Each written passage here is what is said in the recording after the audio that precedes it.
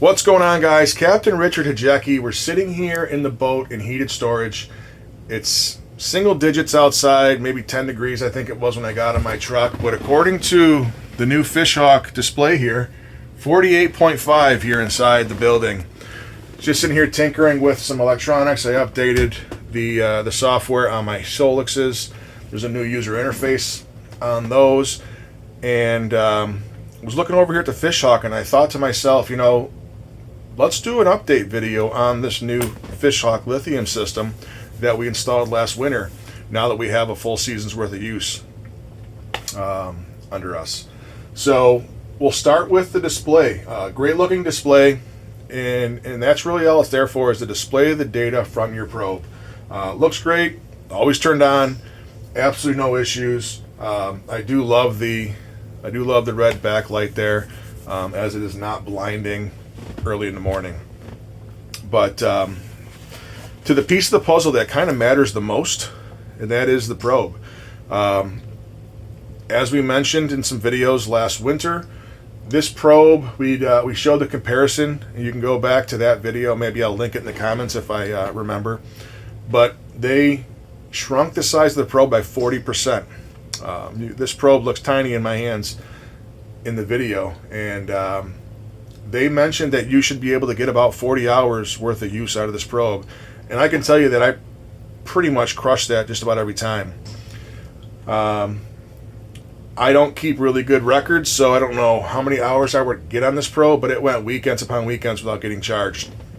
We typically run 3 chargers every weekend, so it went quite a bit without getting charged. And this probe doesn't hang on my high rigger, doesn't hang on my low rigger. It's kind of that middle rigger. I run a 3 rigger spread. It's typically in that 48 to 52 degree water.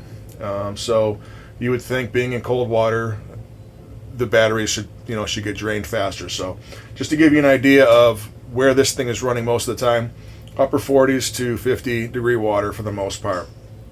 And it went quite a while without, it never died on us. So, but it went quite a while in between charges. So very impressive there. I don't think I tried running this down past 100 foot, but never had any issues with signal loss. It ran great all season. We always had data on the screen, so no issues there either.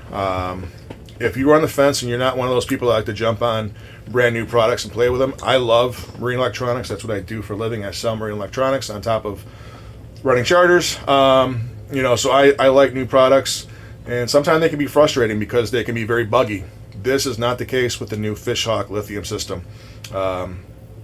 It ran flawless all season long. So if you're in the market for a speed and temp system, I would highly recommend jumping on here. So there's the Ultra system, which is the system we have here. That is Bluetooth compatible, pairs with your Canon downriggers, and you can display that data on your Humminbird units. There's the Pro system.